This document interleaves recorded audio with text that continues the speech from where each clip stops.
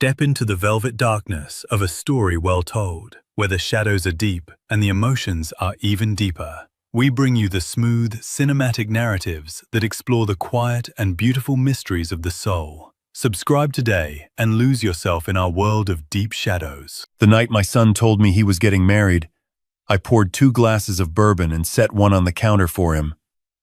He didn't touch his. He just stood there in my kitchen, grinning like he'd won something, and maybe he thought he had. His name is Daniel. He's 34 years old, and he has my late wife's eyes and my stubborn jaw, and for most of his life I considered him the smartest decision I ever had a hand in making. He graduated top of his class at Penn State. He built a career in commercial real estate that I was genuinely proud of.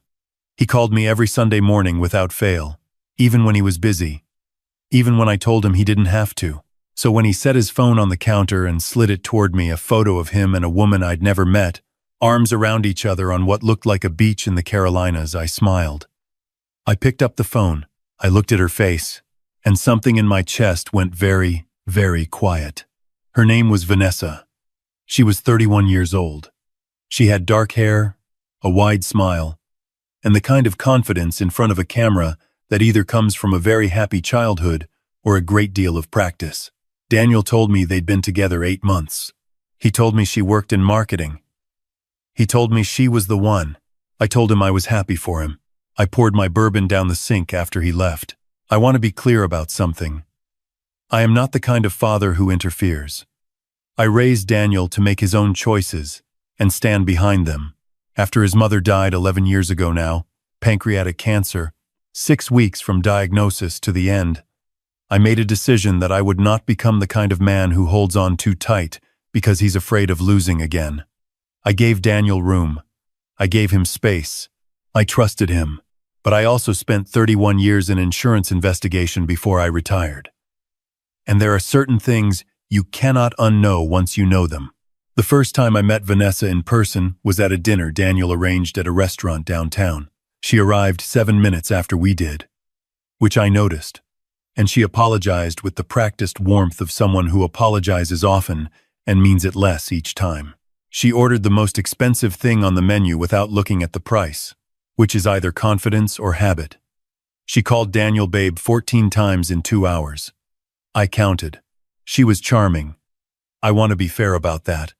She was genuinely funny, and she asked me real questions about my life, and she looked at Daniel with something that could have been love.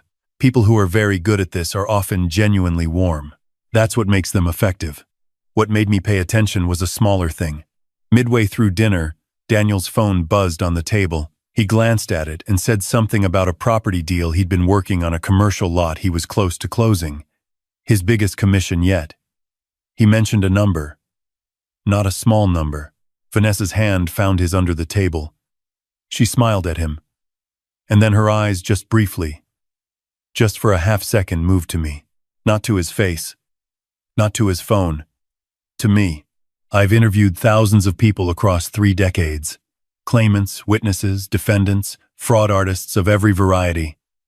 I know what it looks like when someone is calculating, when they are not reacting to the moment but processing information and filing it away. I drove home that night and I sat in the driveway for a long time. I told myself I was being unfair. That I was a 63-year-old widower who'd spent his career assuming the worst about people, and maybe that had followed me home. That Daniel was happy. That happiness was enough. I went inside. I made coffee. I opened my laptop, and I started looking. What I found in the first 48 hours was nothing alarming on its face. Vanessa had a LinkedIn profile marketing consultant, a string of short-term positions, nothing longer than 18 months. A Facebook account that went back 7 years but had a strange gap between year 2 and year 4, where almost nothing was posted. An Instagram with just over 800 followers. All photos of food and sunsets and Daniel, nothing before 2 years ago. The gap bothered me. I called a man named Roy Ketterman. Roy and I worked together for almost a decade before he left to run his own private investigation firm in Philadelphia. I told him what I had. I told him about the dinner. I told him about the look. He was quiet for a moment. "You want me to run her?" he asked. "I want you to find the gap," I said. He called me back in 4 days. The name Vanessa had been using her last name had been legally changed 6 years ago. Before that, she had a different last name, a different city, and a civil judgment against her in the amount of $42,000. The judgment had been filed by a man in his late 50s. The nature of the claim: fraud and conversion. She had been his fiancée. The engagement had lasted 11 months. When it ended, so had a significant portion of his savings account transferred in small amounts over time, each one with a plausible explanation. The case had settled out of court. She'd paid back less than a third. I sat with that information for a long time. I want you to understand what it feels like to hold something like that. On one side of the scale, you have facts documented, sourced, real. On the other side, you have your son's face when he slid that phone across the counter. The way he looked, the grin. I called Roy back and asked him to keep digging. Over the following 2 weeks, Roy found 2 more names. One in Georgia, a man in his early 60s, a retired contractor who had dated a woman matching Vanessa's description for about 9 months. He'd lent her money for what she described as a medical emergency for her sister. He'd never been paid back. He hadn't filed anything because she'd disappeared before he could. And frankly, he told Roy, he was embarrassed. The second was a man in his late 50s in Tennessee. His situation was different. He hadn't lost money, or at least not much, but he had, at her request, added her name to a joint savings account early in their relationship. When they broke up, she ended it. Suddenly, with no warning, a substantial amount had moved out of that account in the week before she left. He'd filed a police report. It had gone nowhere. 3 men, 3 different states. A legal name change in between. A pattern so clean it looked like a business model. I did not sleep much that week. Here is the part that was the hardest. Daniel called me on Sunday morning, like always, and he told me he and Vanessa had set a date. Spring. He told me she'd started looking at venues. He told me he wanted me to walk her down the aisle if her own father couldn't make it. She'd told him her father was ill, out of state, uncertain, and he thought it would mean a lot to her. And to him, if I would do that. I said, tell me more about her family. He told me what she'd told him. Father in poor health in Arizona. Mother passed away years ago. No siblings.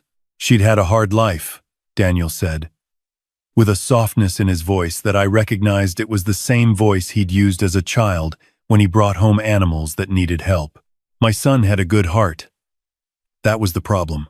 I said, Daniel, I need to talk to you about something, and I made a mistake. I told him too much too soon. I told him about Roy, about the research, about the civil judgment and the 2 other men. I laid it out calmly, the way I would have presented findings to an insurance board, just the facts, sourced and documented. He was silent for almost a full minute. Then he said, you hired someone to investigate my fiancée. I said, I did, without telling me. Yes. The silence that followed was a different kind. Not processing, not considering. The silence of a decision already made. He told me I had no right. He told me Vanessa had explained her past to him, the name change, the difficult years, a relationship that had gone wrong, and a legal dispute that had been misrepresented. He told me she'd been honest with him about all of it, that she'd cried when she told him, and that he believed her. He told me I was doing exactly what I'd done his whole life, which was assume I knew better than everyone else in the room. He told me to stay out of his relationship.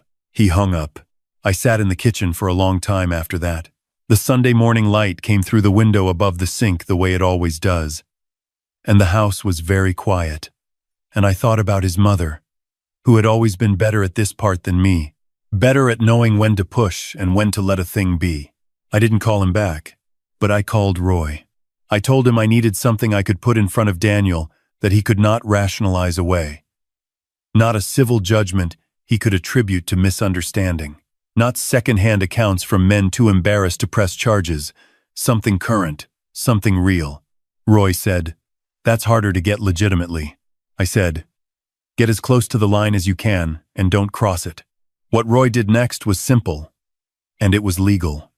He created a scenario. He set up a profile, a widower, recently retired, asset-heavy, socially isolated on two of the platforms where, based on her history, women like Vanessa sometimes found their targets. The profile was not Roy. It was a carefully constructed digital person with a real-looking history and a modest but visible financial footprint. 3 weeks passed. Nothing. Then Roy called me on a Wednesday afternoon and said, "She bit." She hadn't matched with the profile directly, but the profile had a connection in common with one of her social media accounts, and she had reached out casually, the way you reach out to a friend of a friend, and they had been messaging for 10 days. The messages were friendly, warm even. She'd mentioned that she was going through a difficult time personally. She'd mentioned, very gently, a situation with her father's medical bills. She had not mentioned Daniel. Roy had screenshots of everything. I drove to Daniel's apartment on a Thursday evening without calling first. I knocked. He opened the door and his face did the thing faces do when someone appears who you are not ready to deal with, a quick sequence of reactions he didn't quite have time to hide. He let me in. I sat down at his kitchen table and I put Roy's folder in front of him. I didn't say anything. I let him open it himself. He read for a long time. I watched him. I watched him read the screenshots, her words, her warmth. Her careful mention of her father's medical bills to a man she believed was a lonely, wealthy widower. I watched him flip back to the civil judgment, which he'd dismissed before, and read it again with different eyes. He set the folder down. He said, "How long has this been going on?" I said, "The messaging? 10 days. The profile Roy built to draw her out. The prior research? About 2 months." He was very still. I had a memory, sudden and sharp, of Daniel, at about 10 years old. The moment he realized that a friend of his had been lying to him about something small, the particular expression he made, not anger first, but something more interior than that. Recalibration. He said, "She told me she'd been honest with me." I said, "I know." He said, "She cried." I said, "I know." He put his hands flat on the table and stared at them for a while. Here is what I did not do. I did not say "I told you so." I did not remind him of our phone call. I did not mention that he had hung up on me. I sat in the chair across from my son and I let him have the time he needed, because that's the only thing you can offer a person in that moment that has any value at all. After a while he said, "What do I do?" I said, "That's your decision. But Roy can refer you to a lawyer if you want to understand your options." He nodded. He called the wedding venue the next morning and canceled the deposit. He changed the passwords on his financial accounts that afternoon, all of them, including the joint account they had recently opened, which Roy had flagged and which Daniel had, until the night before, not considered a risk. He called Vanessa and ended the engagement. He told me later he kept it short. She cried. She had explanations. He told her he didn't want to hear them, and he hung up. She called back 11 times over the following 2 days. Then she stopped. Roy, as a courtesy, passed what he had on to a contact at the Philadelphia DA's office. I don't know what came of it, beyond what Daniel told me weeks later that she had been interviewed. Whether charges followed, I genuinely don't know. That wasn't why I did what I did. I did it because my son was about to hand his life to someone who had made a practice of taking what wasn't hers, and I was the only person in a position to stop it. There's a thing that happens between a parent and a child when something like this is over. It isn't a clean resolution. Daniel didn't call me the following Sunday, or the one after that. I understood. I'd gone behind his back, hired someone to investigate the woman he loved, and turned out to be right, which is in some ways harder to forgive than being wrong. Being right meant he had to accept that his judgment had failed him, that the crying and the honesty and the warmth had been, at least in part, a performance. He called me on the 3rd Sunday. Not in the morning. Late afternoon, his voice a little rough in the way it gets when he hasn't been sleeping well. He said, "I keep thinking about that first dinner. The restaurant." I said, "Yeah." He said, "I didn't see it." I said, "You weren't supposed to. That's the whole point." He was quiet for a moment. Then he said, How did you know? From one dinner. I thought about how to answer that. I thought about 31 years of interviews, of claims, of sitting across tables from people who needed you to believe something that wasn't true. I thought about his mother, who would have found a gentler way through all of this. I thought about the look, the half-second calculation behind Vanessa's warm eyes when Daniel mentioned the commission number. I said, I didn't know. I just couldn't stop looking. He exhaled. It was a long exhale, the kind that carries more than air. He said, Thank you, Dad. I don't have a lot of tidy conclusions to offer. I'm not sure the lesson here is something you can bottle. I did something that my son felt was a violation. And I did it because I believed the alternative was worse. And I was right, but being right doesn't make the other part disappear. Trust, once you've gone around it, doesn't just restore itself because the outcome was good. Daniel and I are fine now. We're more than fine. But there were 3 Sunday mornings in a row when the phone didn't ring, and I sat in this kitchen with my coffee, and I felt every minute of them. What I know is this. He asked me once, much later, if I would do it again. Go behind his back. Hire Roy. Build the profile. I told him yes. Without hesitation, yes. He nodded like he'd expected that answer, and then he told me he was glad I did. That's the whole story. That's all of it. Some of you listening to this have children you'd do anything for. Some of you have been the child who didn't want to hear what a parent was trying to tell you. Most of us have been both at different times. What I know, standing on this side of it, is that love doesn't always look like letting go. Sometimes it looks like a folder on a kitchen table on a Thursday night. Sometimes it looks like staying in the chair and not saying a word while your son figures out what he already knows. His mother would have found a better way. She usually did, but she wasn't here. So I did it mine.